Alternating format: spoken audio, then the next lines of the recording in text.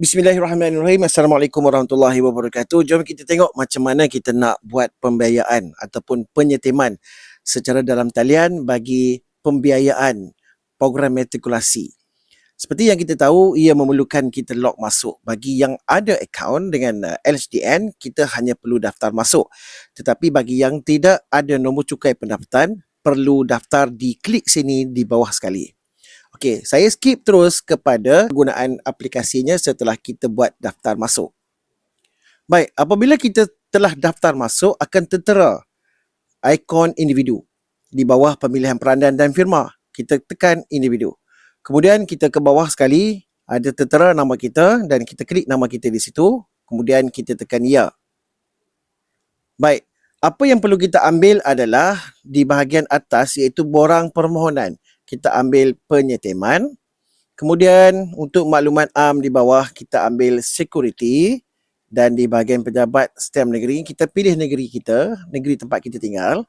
Kemudian kita pilih tarikh dengan klik kotak itu dan kita ambil hari ini. Kemudian kita teruskan. Untuk bahagian maklumat am di sini, pejabat stemnya telah tertera per list iaitu seperti pilihan kita yang sebelum ini.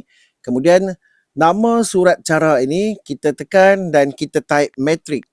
So dia akan ada di bawah itu adalah pembiayaan pelajar program matrikulasi. So kita tekan dan kita tekan simpan maklumat am. Maklumat am telah disimpan dan kita tekan OK. Kemudian kita pergi ke bahagian A.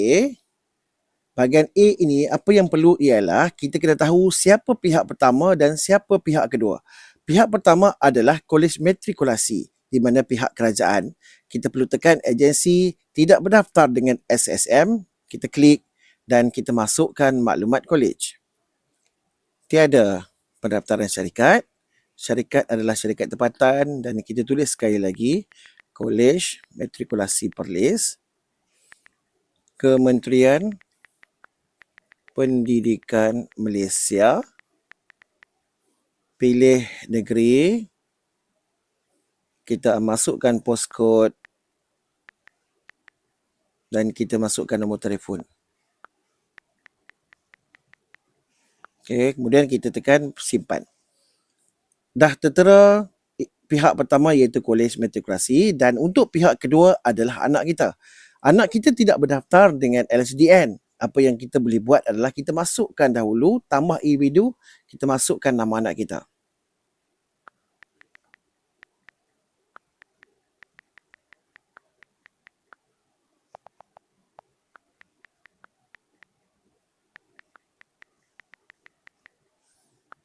Kemudian kita pilih warga negara, kita pilih nombor kad pengenalan, kita masukkan sahaja.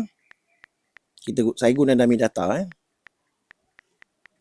Kemudian apa yang kita kena buat ialah kita pilih jantina dan kita setkan tarikh lahirnya.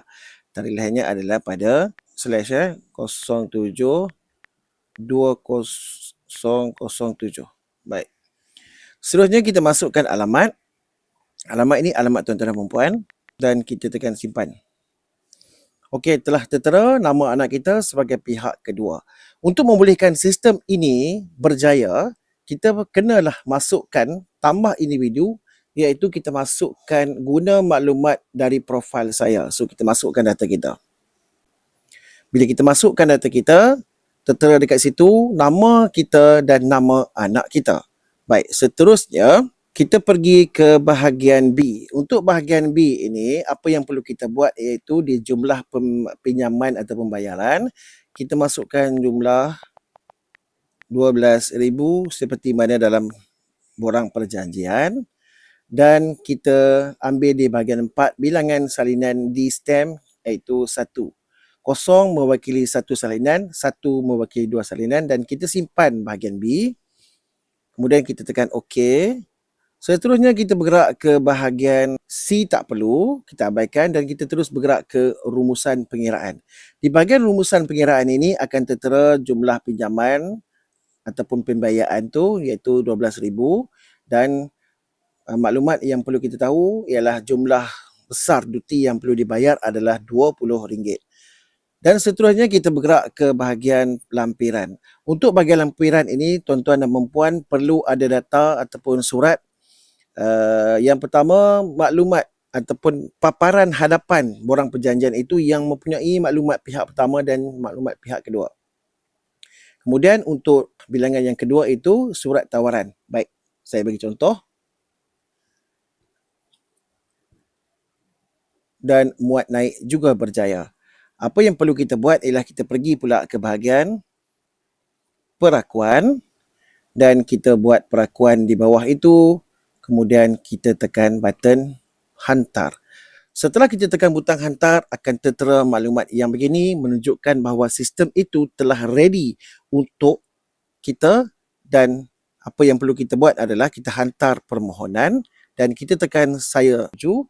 Kemudian akan tertera borang nyata duty stamp yang mana dalam tu ada bayaran online dan kita perlu bayar online.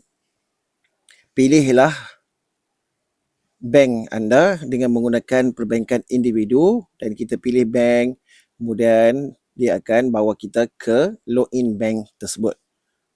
Setelah kita selesai pembayaran, kita boleh lihat di bahagian ini satu salinan replika, iaitu dokumen penyetiman yang telah kita lakukan. Tuan-tuan perlu buat turun dan simpan sebagai PDF sebelum buat cetakan, kerana tuan-tuan tidak boleh lagi membuat cetakan terus dari sistem setelah kita buat cetakan ataupun buat turun yang pertama. Setelah itu, proses kita berjaya apabila tuan-tuan dah dapat keluarkan, cetakkan dokumen berikut.